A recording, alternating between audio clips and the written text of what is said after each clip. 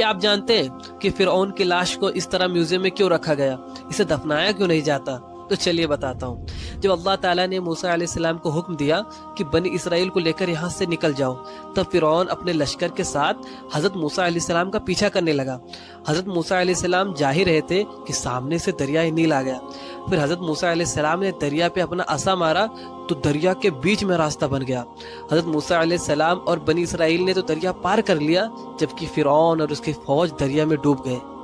ایک دن تک فرعون دریا میں پڑا رہا، پھر دریا نے اسے زمین پہ پھینک دیا، پھر زمین نے اسے آسمان میں پھینک دیا۔ کئی دن تک فرعون کی باڈی ہوا میں لٹکی رہی، پھر اللہ تعالیٰ کے حکم سے شیشہ نے فرعون کے جسم کو قبول کر لیا۔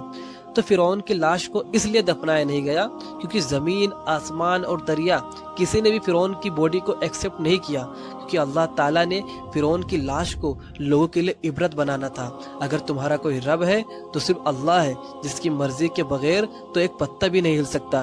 جاتے جاتے کمنٹ میں اللہ اکبر ضرور لکھیں۔ کیا آپ جانتے ہیں کہ فرعون کی لاش کو اس طرح میوزیم میں کیوں رکھا گیا؟ اسے دفنایا کیوں نہیں جاتا؟ تو چلیے بتاتا ہوں۔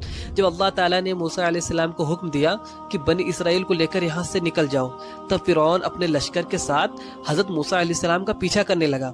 حضرت موسیٰ علیہ السلام جا ہی رہے تھے کہ سامنے سے دریائے نیل آ گیا۔ پھر حضرت موسیٰ علیہ السلام نے دریا پہ اپنا عصا مارا تو دریا کے بیچ میں راستہ بن گیا۔ حضرت موسیٰ علیہ السلام اور بنی اسرائیل نے تو دریا پار کر لیا، جبکہ فرعون اور اس کی فوج دریا میں ڈوب گئے۔ ایک دن تک فرعون دریا میں پڑا رہا، پھر دریا نے اسے زمین پہ پھینک دیا، پھر زمین نے اسے آسمان میں پھینک دیا۔ کئی دن تک فرعون کی باڈی ہوا میں لٹکی رہی، پھر اللہ تعالیٰ کے حکم سے شیشہ نے فرعون کے جسم کو قبول کر لیا۔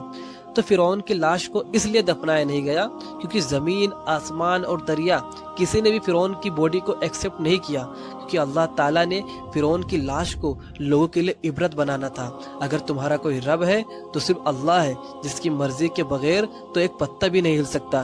جاتے جاتے کمنٹ میں اللہ اکبر ضرور لکھیں۔